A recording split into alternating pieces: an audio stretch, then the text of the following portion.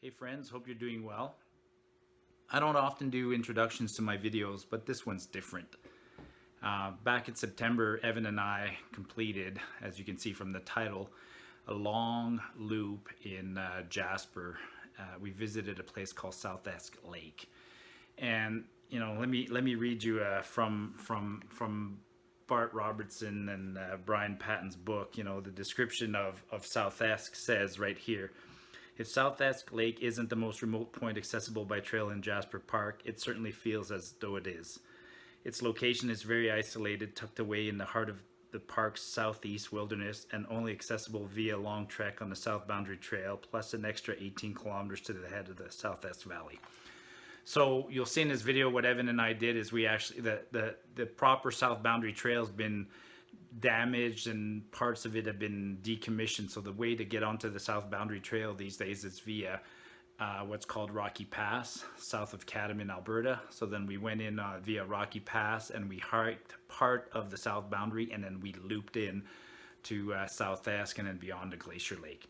So in and of itself, the trail is amazing, and the context of this trail is I've met Evan just over a year ago, and when I first met Evan, he had two goals. One of his goals was to do his series of backcountry gourmet cooking, and his second goal was to push himself to go on longer trips. So when we had the choice of doing a longer trip, I suggested Southesk because I'd never been there. But the other amazing thing is that Evan challenged himself that to do a gourmet meal for 8 days in a row on a trail, and I didn't think that'd be possible, but you're going to see in this video that he actually succeeded in doing that. Not just 7 delightful amazing dinners, but he also did 2 amazing desserts. So hope you enjoy this. It's the culmination of a year of effort and planning, and for Evan it's especially I want to congratulate him because he set 2 goals and he achieved both goals, and you'll see that in this video. So enjoy the video, folks. It'll probably be a 2 or 3 parter. It was a long adventure. It was really an epic adventure.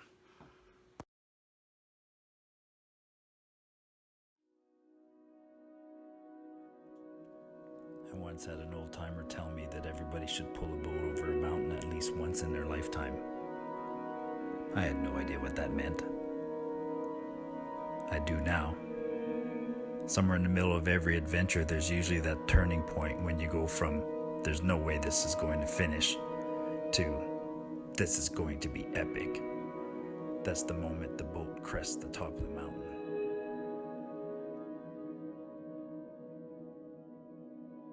Let the crazy adventure begin. We've been driving we left home yesterday at noon. We drove to Edson, Alberta, which was about a 4.5-5 hour drive. We stayed overnight at a friend's house, my buddy Norman. Thanks, Norm. Yeah, thanks, Norm. And then this morning we got up at left Norm's place at 9. It is now 12:30, so it took us another 3 hours to get to the trailhead, and the last half hour was an ugly road. But we are at the trailhead for Rocky Pass on our way to visit Southesk. There's actually a proper trail sign.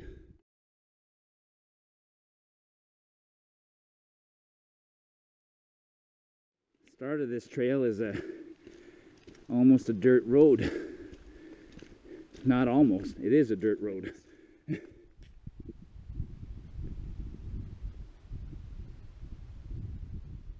We've been walking for a whole hour, following a dirt road. Then we bushwhacked across and intersected the proper trail, and look at where we are immediately.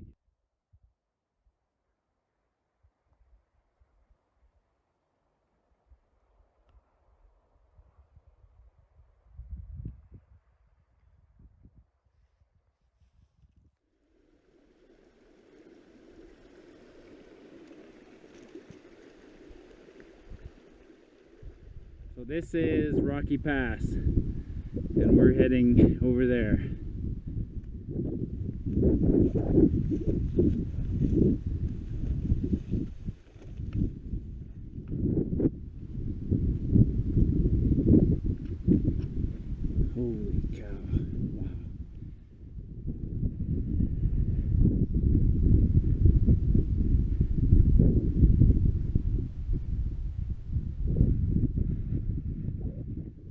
This is a very, very, very, very classic pass.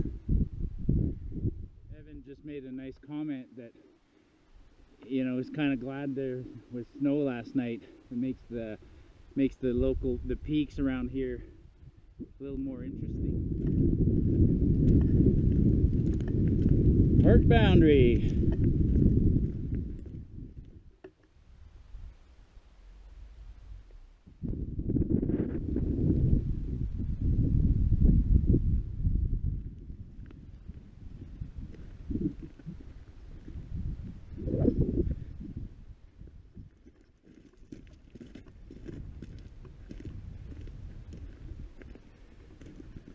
Oh, this is slow going.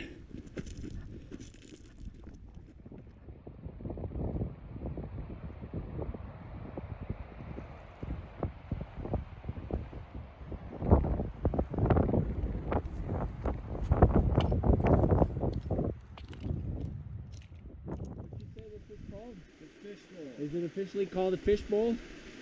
Cool. Yeah. Last time I was here was around 2001 with Cairn.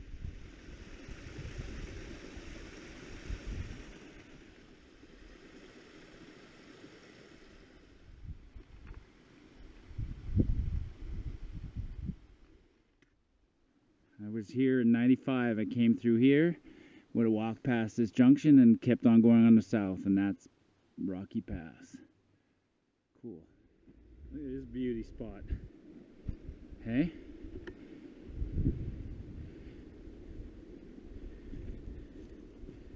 Sandy. So I got a nice spot for my tent. Evan's over here. Just want to show something real quick. So these are what we call buffalo berries. And so this one's been picked clean already. And if I walk here, this one's not been picked clean, but this is bear poop. So whatever bear is here has been eating a ton of these berries, and then he's just pooping out undigested berries. What they want when they eat those berries, they're kind of bitter tasting, but the bears don't care. They want the sugar that's in the berries, so they'll eat these by the mittful. Like they'll eat 40-50 pounds of these a day, and 40 pounds will allow them to gain a pound of fat, so they need to really spend a lot of time. So this is the time of year where all the berries are ripe, and the bears are knowing that the hibernation is only 2-3 months away, so they're feeding hard right now. So we have to be extra attentive to these kinds of details on the trail. Beautiful view down the Medicine Tent River. And, tent set up, ready to go for bed later, because I am a tired boy today. Well, we've made it to Medicine Tent, hiker's campground. It was about a 10 or 11 kilometer hike today. Really nice hike, fairly easy, really steep on the way down, so that means we're gonna have to go back up that in about 7 days. But that's okay, give us time to get our trail legs underneath us.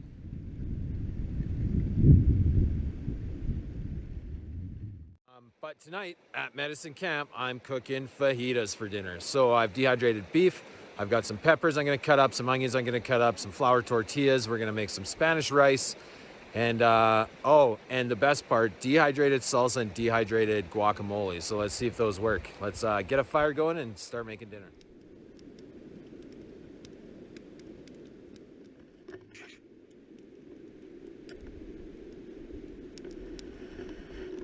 Guess what we're having? Fajitas. And our rice. Olives in here. Marty likes olives. Saute out the vegetables.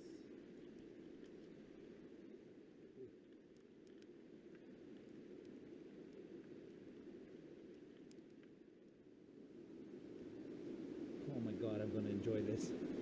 I haven't eaten all day. I mean, we woke up this morning. We had food at the fast food place, and then we hiked all day. It is pretty late right now. It's 9:24, but the good things in life are worth waiting for. This looks amazing. I thought it was good.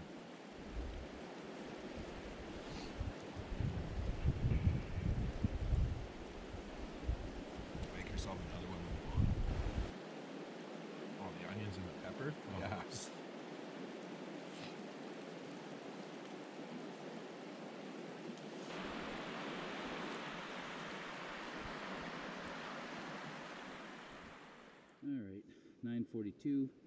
Sun went down at 8:40. It was a short day. It was a long day because we had a lot of driving and getting here. And then the hike was only 11 kilometers. Spectacular. Rocky Pass is gorgeous. We're sitting on basically on a beach on the shores of the Cairn River, and I'm just going to bed now. I am so exhausted and tired, but just from a long day. And tomorrow's going to be spectacular. Tomorrow is an actual long day. We have 18 kilometers to go, but and you know, fantastic dinner. But I'm just beat right now. So, good night, everyone. 6:50.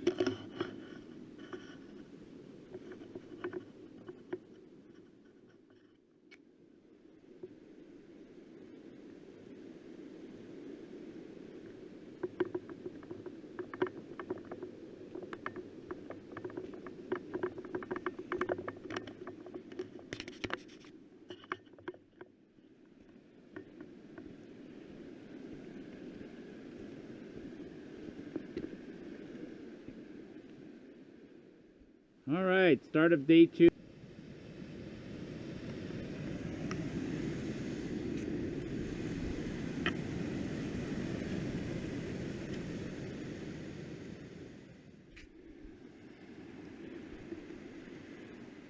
So there's mixed trail reports. People have said that they lost a trail here and accidentally crossed the river, whatever. This is kilometer after Medicine Tent, and no, you stay on this side of the river. I was just telling Evan a short while ago that I expected a fence about 100 yards from now. So these fences, that tells us that we're at least 100 to 200 yards away from a cabin. And the Warrens used to patrol on horseback, and then at night they would let their horses loose. And the horses will only go as far as this on the trail, even though there's no fence up or down. As you can see, the horse isn't smart enough to figure out to go around. So this would keep the horses close to the cabin so that in the morning they were there. But the other thing they did is they trained their horses. They would hobble the horses would go and eat the grasses and whatever. But the horses always came back to the cabin in the morning because the owner would feed it oats. And so it's a treat for the horses, and they know they're going to get oats in the morning. So no matter how far they go during the day, or the evening, they always come back for the oats in the morning. Medicine Tent. Oh, so the horse campsite's on the other side of the river. Okay. Cool.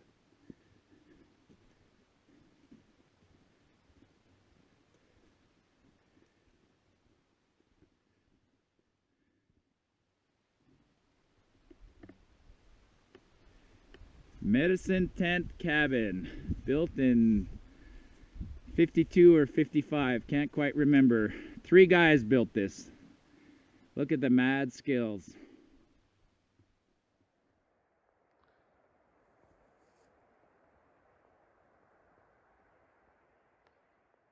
What does that say, Evan? Jackson Bridge. Jackson Bridge. We're standing on it. And I see the remnants right here. Jackson was proud of his bridge, but it's no longer.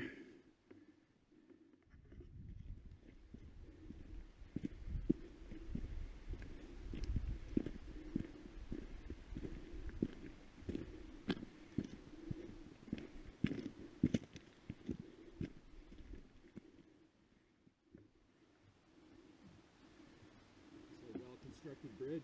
Yeah, 55-year-old bridge.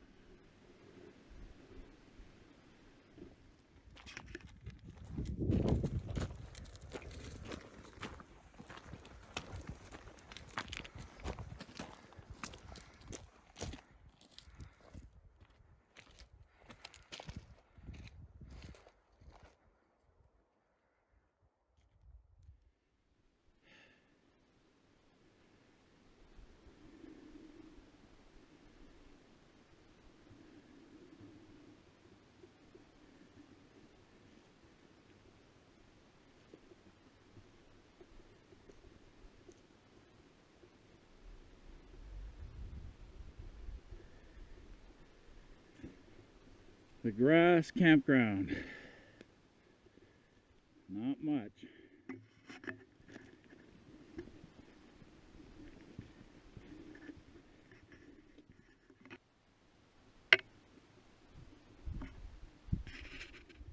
There's snow in the mountains.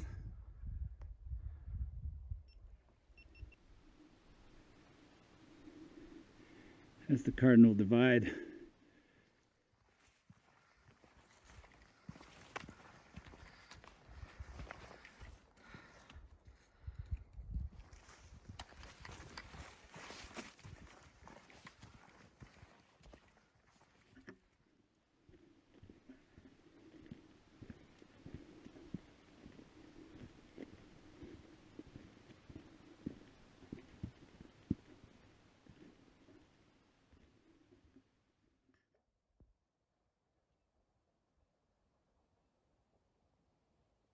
No, this is the river, but it's so fucking small.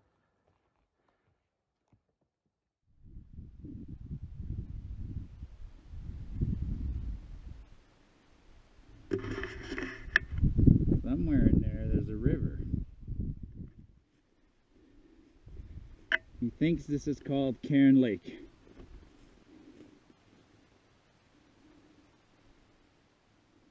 One of them.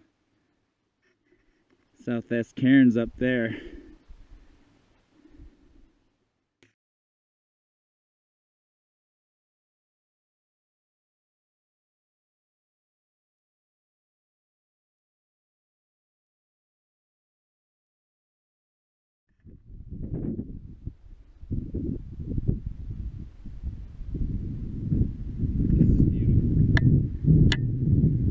This is Lord of the Rings stuff.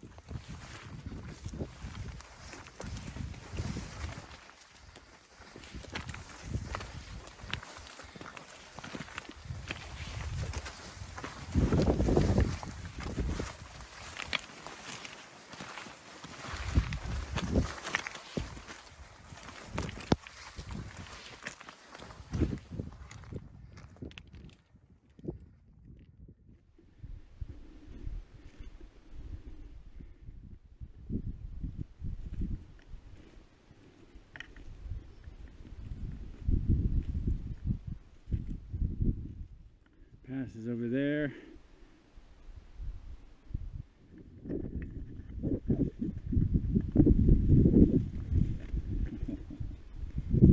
Wow.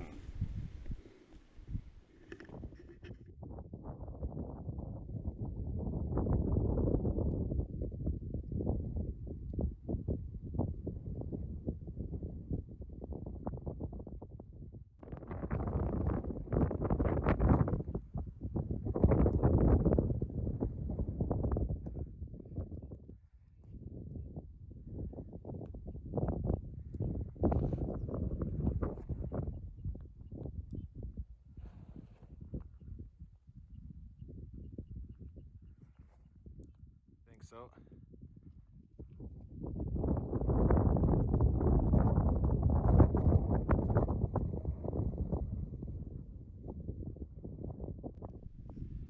Almost 25 years to the day. I was here in 1995 with my buddy Fars.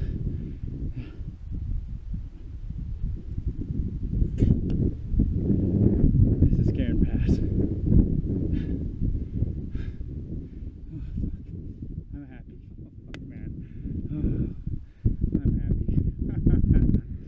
It's cool to come back to places where you think you might never go back, you know? I said in another video that I'll never go back to Mount Boulanger. I was sad when I said it. I have to go back. But man, look at this spot. Wow. Wow. Wow.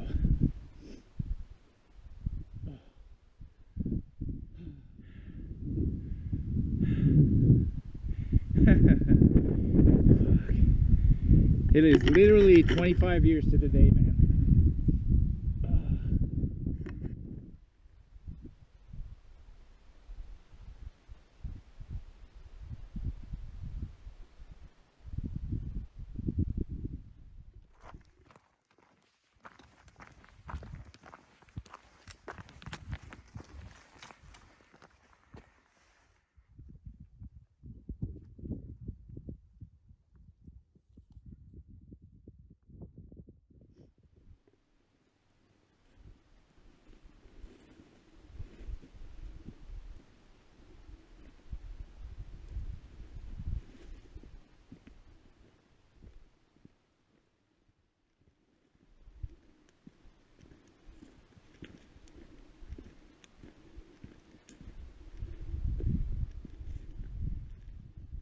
All right, so that was technically the high point of the south boundary. For those that would be continuing on the south boundary heading to Nigel Pass, I think this is the high point for us. We're going to loop back to Southesk. We're going to go over Dean Pass and Glacier Pass, so we're going to get higher than this.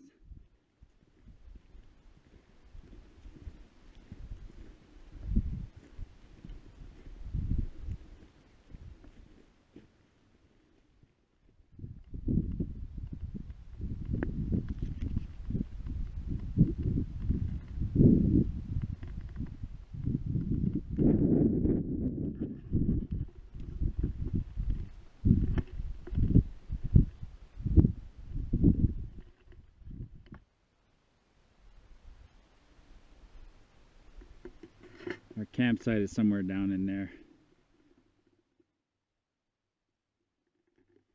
4:30, and today was about an 18 or 19K hike with one pass. So day 2 is a long one. I think day 5 is an equally long one.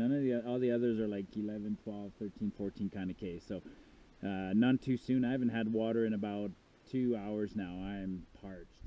The pass was bone dry. Just show you our camp real quick. So we came from over there. There's water and a whole bunch of elk racks and one moose, big moose, big elk. Looks like he has a broken tine there, so it might have been 1, 2, 3, 4, 5, 6 on one side. 1, 2, 3, 4, 5. So that's we call that a 6x5 or 5x6. Very big elk, and actually, the beam on his main antlers here is big. So this is a big, healthy animal. What's impressive about an animal like an elk is that that's bone. That's not hair like a horn on some animals. An elk grows bone, so that thing probably weighs 60 pounds. So he grew the equivalent of 4 human legs in terms of bone in one season. So they lose them in the early winter in January, February, and then after that they regrow them all through the summer so that they're full grown, and they grow bigger every year. So a big mature bull elk shows his maturity to other elk just by the fact that he has such a huge rack. And the other thing that's impressive is that that's calcium, but all these animals eat is grasses. So they'll find licks, we call them. They'll find areas where there's dirt that has a certain saltiness or whatever, and they'll lick that to try and get some minerals and some calcium. But it's very impressive to grow 60 pounds of antlers in one season by eating only grass. So they managed to extract calcium out of their diet, which is fantastic. Evan's tent. Got a bear pole there. Nice big giant fire pit that replaces the old one. So this is super.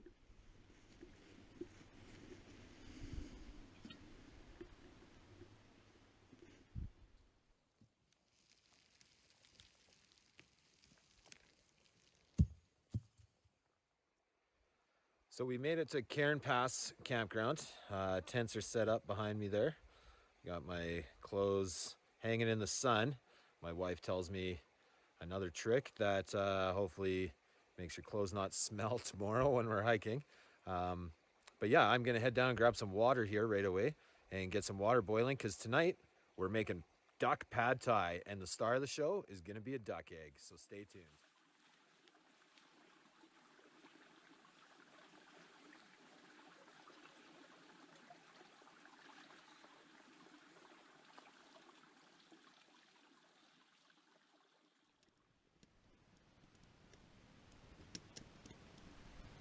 So while Evan's cooking and we're taking a pause right now, I want to tell my second favorite hiking story of all time. And it happened here in this exact spot. In 1995, last time I came here with a friend named Farsin, and I was sitting here and Fars was sitting right there, and the fire was a different fire at that time, and we were just chatting, and all of a sudden a deer came running through our campsite and buggered off that way. And me and Fars looked at each other wondering, what the heck was that?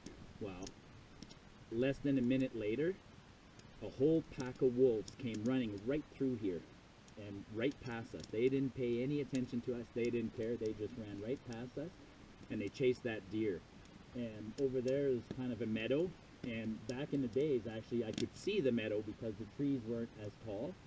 And within 5 minutes after that incident, all of a sudden the wolves all started howling, and we know what happened. They got the deer. So that was a pretty cool story. Now, today, while we were coming down this trail, I didn't videotape it, but all along the trail we were seeing wolf scat. So there is definitely a pack of wolves in this valley. You can see the elk and everything else. This is a beautiful area for the wolves, and there's lots of animals. So.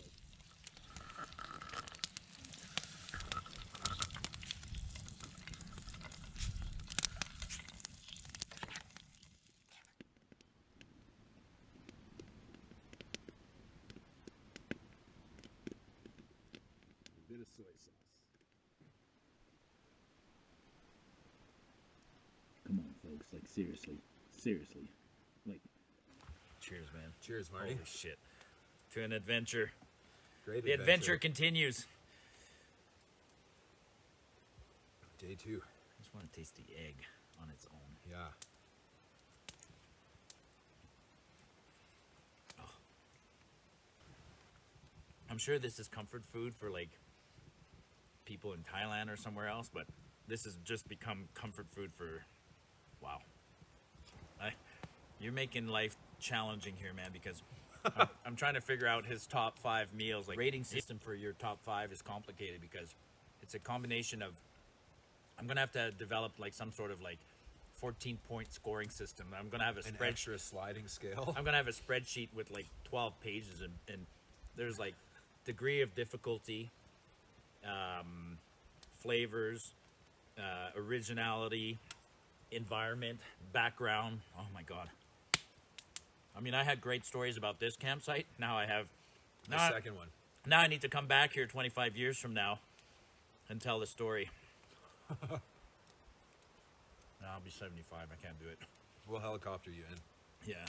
Kind of interesting when we're in the habit of walking on the trail and yelling, "Hey, bear." And then when you yell, "Hey, bear," and somebody goes, "What?" You go, Whoa, why is that bear talking to me right now? There's a landmark just around the corner, so I'm not sure what year, 100 years ago, more than 100 years ago. Some hoity-toity British guy, Lord Southesk, came through here on a hunting party, and then he saw that little mountain. Along the way, there's a little mound, and he went and climbed it, and then he put a cairn up there, and it's called the Southesk Cairn, and people make a side trip to go see the cairn. We thought about it. It was something we considered, but then Doing on the itinerary. yeah, but the way our day worked out, we walked by that cairn at kilometer. For us, it was like kilometer 15. Oh. I didn't feel like climbing another 200 meters just to go put a rock on the cairn. No, we would have added another 5 kilometers to our day, and Yeah. I needed enough light to cook dinner and film it. See the Chef Evan bag over there in the Martyupnorth bag? I'll take a subscribe once in a while. Yeah, throw him some subscriptions too. And if you're watching Marty's video, come over to my channel and Oh subscribe. yeah, absolutely. always put the cards to your recipes. I love that. Can I lick the plate on camera? Yeah, I can have more. Do you want more?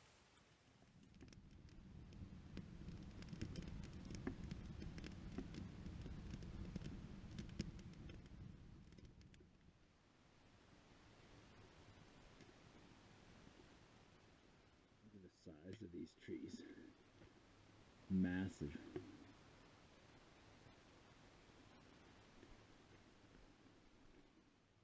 Couple of chickens. See? One there, one there. Oh, 3 chickens.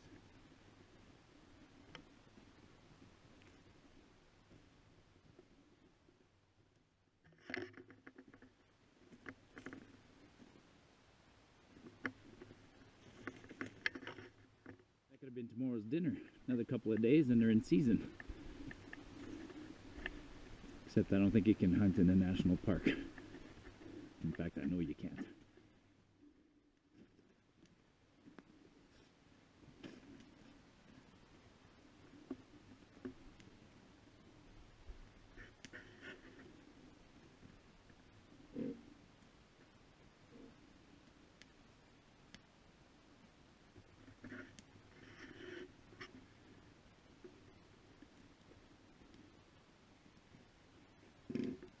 Good God.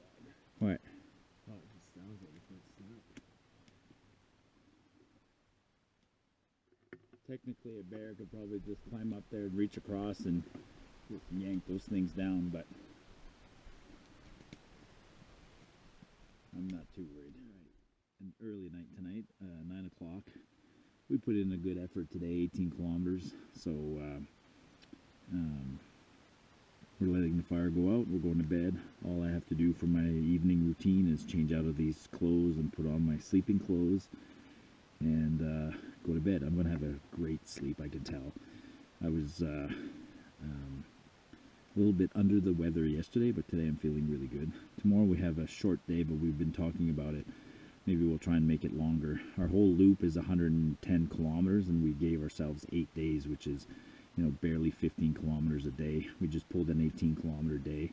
If we pull another one like this, what it'll allow us to do is maybe have one day where we don't do too much. I brought a fishing rod, so I'd like to spend part of the day at the Southesk fishing, and also, you know, a day without walking is a day to recover, do a little bit of cleaning of clothes and things like that. So anyways, another good day in the books. Today is day 2. Going to bed. We'll see you guys in the morning.